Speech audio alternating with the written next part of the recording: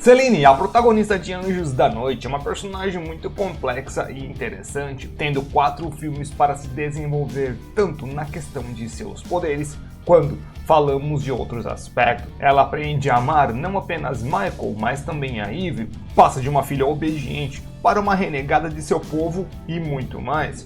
E hoje daremos uma olhada em 3 fases e como ela representa mais do que apenas a saga, mas também a vida como um todo.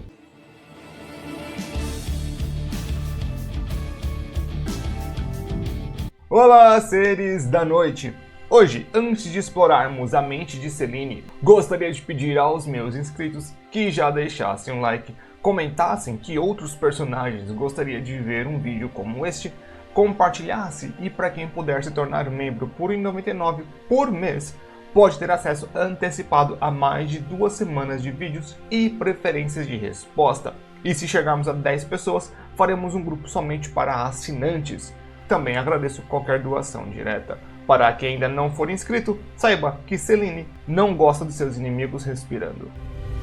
Ponto de interesse. Este vídeo é apenas um meio de dividir a personagem. Podem, é claro, existir outras interpretações para a personagem e outras divisões possíveis. Essa é apenas uma que eu escolhi para poder demonstrar um ponto mais do que fascinante para mim. Se quiserem mais vídeos desse jeito, é só me falar e me deixar nos comentários quais são as suas interpretações e que outros personagens gostariam de ver desta forma.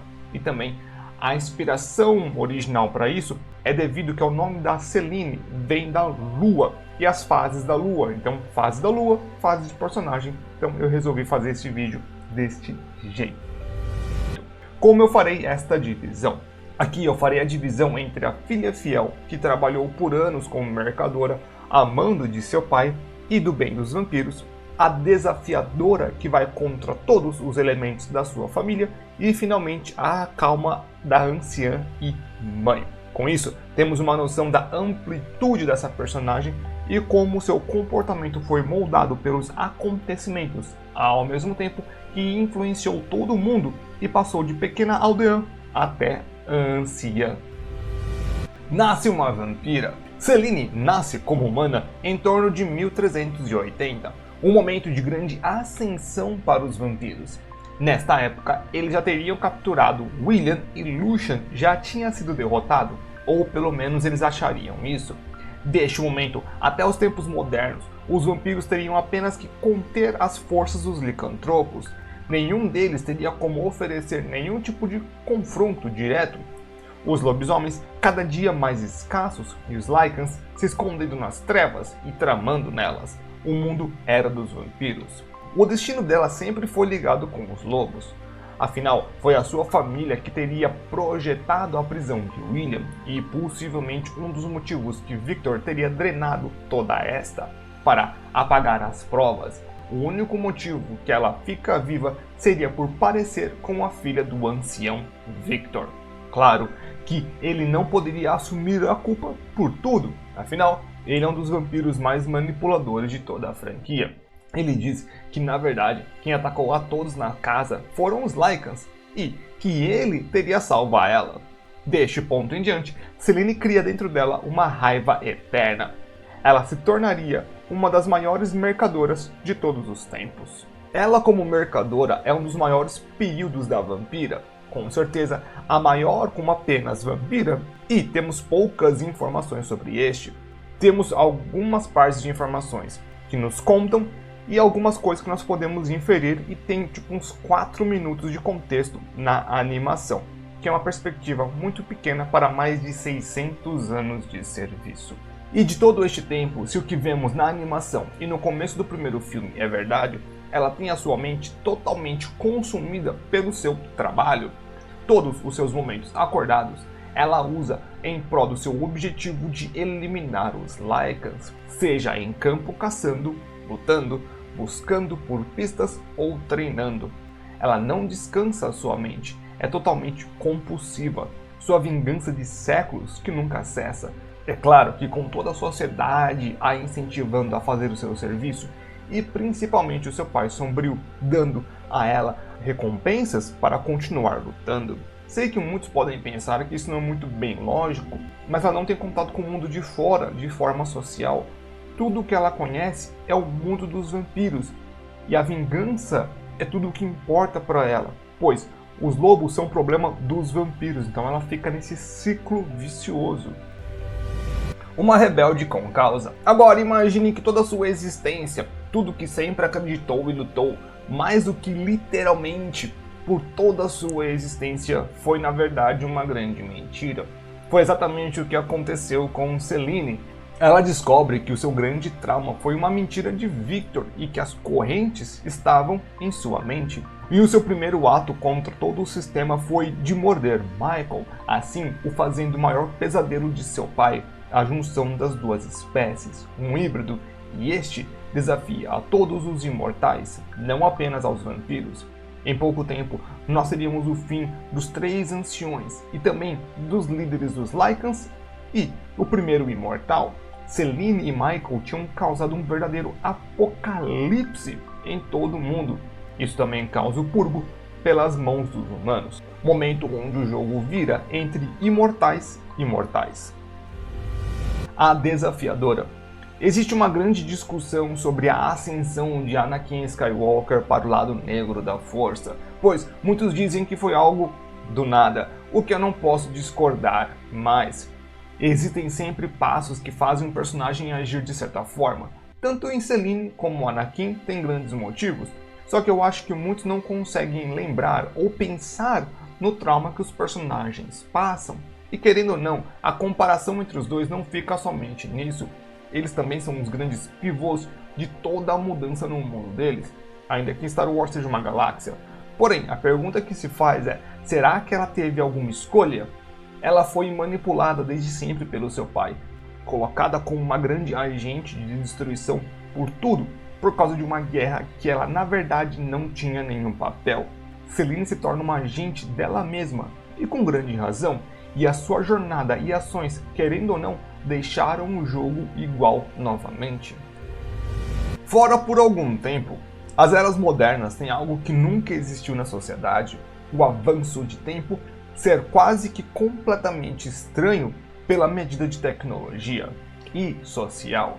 Nas eras antigas, para que uma sociedade mudasse ou para que o meio de pensar fosse ajustado, poderiam demorar centenas de anos.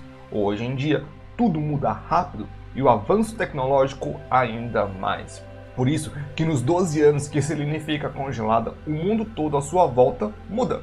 O purgo já tinha passado, os Lycans e vampiros tinham se organizado novamente, e agora, por incrível que pareça, seriam os lobos que estariam no topo da sociedade, e ainda pior, sendo praticamente protegidos pelo sistema. E, novamente, ela se vê diante da necessidade de lutar contra os seus antigos inimigos. Mas, agora, não apenas por causa de recursos ou de uma vingança que ela não tinha nada a ganhar. E sim, tinham sob o poder deles a sua filha, o fruto de seu amor com Michael e um pedaço dela. E possivelmente o Michael também estaria lá. Um elo mais do que eterno. E por isso, ela se vê em armas novamente contra os Lycans. E finalmente, quando ela está afastada de tudo e de todos, até de sua filha, o seu sangue e DNA estavam sendo vistos como uma recompensa para os vampiros e Lycans, e ela começa a perceber que ela tinha uma obrigação muito maior do que apenas existir. A anciã Celine, quando se vê diante dos desafios que os vampiros estavam contra, e também depois de descobrir o quanto a sociedade dos vampiros estava prestes a ser exterminada por completo, ela volta como uma grande salvadora. Isso em conjunto com David e Lina, eles param o maior líder atual dos Lycans, Marius, e tiram do Conselho de Elite o poder que eles tomaram e se tornam os novos Anciões, um grupo que tem ligações diretas com os antigos, ao mesmo tempo que uma visão diferente do que causou todos os problemas. Essa nova versão da nossa heroína fica para um futuro, talvez que nós nunca teremos uma resposta direta e nem sabemos exatamente o que aconteceria. A saga. A nossa protagonista, em toda sua existência, passa por uma experiência totalmente fora da curva. Nascida em uma família simples, onde possivelmente não teria muitas perspectivas no mundo, para ser transformada em um ser imortal com uma grande vingança. se tornando uma peça-chave para uma aniquilação de todos os seres imortais do mundo, sendo extremamente perigosa e alguém que manteve o sistema de pé para ter uma das viradas mais extremas que já existiram e se tornam a destruidora de todo o sistema. O que faz um grande paralelo com o que muitas pessoas sentem em suas vidas, uma virada, o descobrir de um novo mundo e o viver de algo diferente. Até o momento que nós vemos a necessidade de voltar para o sistema. Porém, enquanto estávamos fora, o mundo mudou. O mais importante, nós mudamos e precisamos novamente nos adequar. Essa trajetória é muito mais do que humana e pode ser vista como uma alegoria para a vida. O herói de mil faces. Joseph Campbell uma vez teorizou que todas as histórias de herói seguiam um tipo de fórmula, e ainda que isso não seja uma total necessidade, existindo discussões tanto sobre a pessoa quanto a sua real contribuição. Só que temos aqui algo paralelo.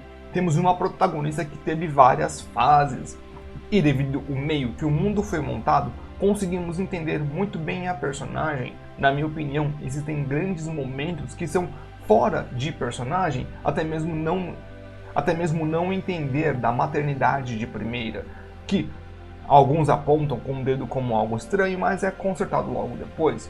São poucas as sagas que conseguem trazer uma personagem que passe por tanta coisa e ainda faz com que nós acreditemos que seja na verdade a mesma personagem que temos à nossa frente. Ela é muito sólida, ainda que algumas vezes o mundo à volta dela não seja tão assim e fica um pouco mais solto. Claro que não acho que seja de propósito e sim apenas uma consequência. Felizmente podemos analisar ela como uma personagem completa, ainda que tente sempre resolver seus problemas com força bruta, algo normal nos grandes heróis de ação, como Rambo, Exterminador do Futuro. A diferença é que ela é uma vampira e pode receber mais dano por absorver letal e reduzir dano contusivo pela metade. É só então, meu povo, espero que todo mundo tenha gostado. Para quem então gostou, deixa aquele like, comentário, se inscreve no canal Doação Direta, por gentileza. Se tornem membros, só clicar aqui no botãozinho se torna membro, R$ 1,99 por mês.